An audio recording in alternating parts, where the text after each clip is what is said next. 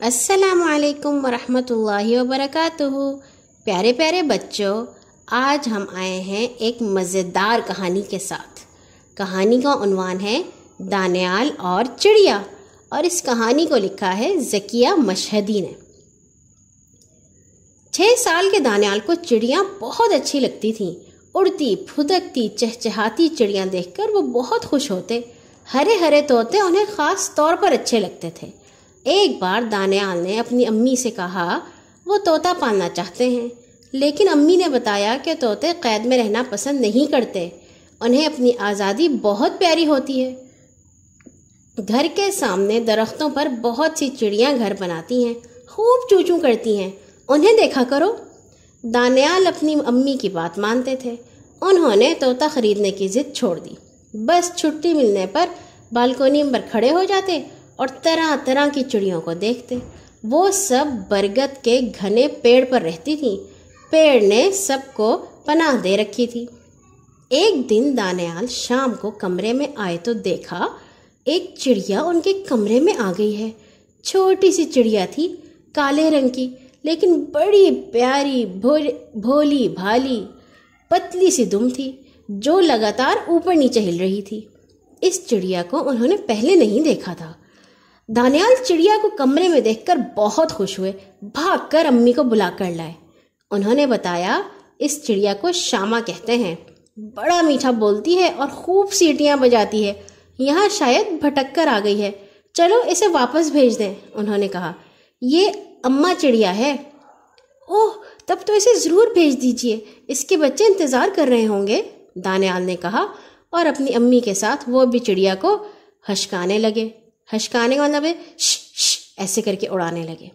چڑیا کچھ گھبرا گئی تھی۔ شام گہری ہونے سے اسے دکھائی بھی کم دے رہا تھا۔ وہ کبھی کمرے میں لگی ٹیوب لائٹ پر بیٹھتی، کبھی پھدک کر دیوار پر گھڑی پر چلی جاتی، کبھی پنکھے کے پروں پر اور کبھی بڑی سی پینٹنگ کے فریم پر۔ دانیال اور امی نے لاکھ کوشش کی، لیکن وہ دروازے کی طرف گئی ہی نہیں۔ دروازہ بالکونی پر کھلتا تھا جہاں سے وہ آئی تھی۔ ایسا کرتے ہیں، فی الحال اسے یہیں چھوڑ دیتے ہیں، صبح اسے راستہ مل جائے گا۔ ٹھیک ہے، آج جاتی ہماری مہمان رہے گی۔ دانیال تو خوش ہو گئے، لیکن کھانا کھانے کے بعد سب لوگ کمرے میں آئے تو ابو نے کہا اگر پنکھا چلایا گیا اور چڑیا اڑی تو اس سے ٹکرا سکتی ہے، ٹکرائی تو اس کے بازو ٹوٹ جائیں گے، ہو سکتا ہے مر بھی جائے۔ دانیال بہت پریشان ہو گئے۔ ابو تب پنکھا نہیں چلائے؟ گرمی بہت ہے، امی ابو نے فکر مند ہو کر کہا۔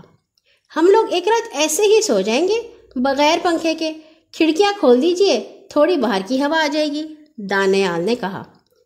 امی سمجھ رہی تھی دانیال راضی نہیں ہوں گے۔ ان کی رحم دلی دیکھ کر وہ خوش ہو گئی۔ اس رات کو پنکھا نہیں چلا۔ کچھ دیر تک لوگ الٹ پلٹ کرتے رہے، پھر سو گئے۔ دانیال اس کو جانے کی وجہ سے سویرے اٹھتے تھے۔ اٹھتے ہی چڑیا کو دیکھا، وہ پنکھے پر بیٹھی ہوئی تھی۔ اچھا ہوا جو پنکھا نہیں چلایا، انہوں نے خوش ہو کر کہا۔ ممی نے چڑیا کو پھر ہشکایا، اس بار وہ تھوڑا سا ادھر ادھر اڑی۔ جلد ہی اسے دروازہ نظر آ گیا۔ وہاں سے اڑ کر وہ بالکونی سے نکلی اور سیدھی پیڑ پر جا بیٹھی۔ جاتے جاتے اس نے بڑی میٹھی سیٹی بجائی، چوں۔ امی وہ کہہ رہی ہے شکریہ، دانیال نے خوش ہو کر کہا۔ اب اس کے بچے خوش ہو جائیں گے کہ امی آ گئی۔ وہ جلدی جلدی اسکول جانے کے لیے تیار ہونے لگے۔ کلاس میں سب کو چڑیا کی کہانی سنانی تھی نا، شامہ چڑیا کی۔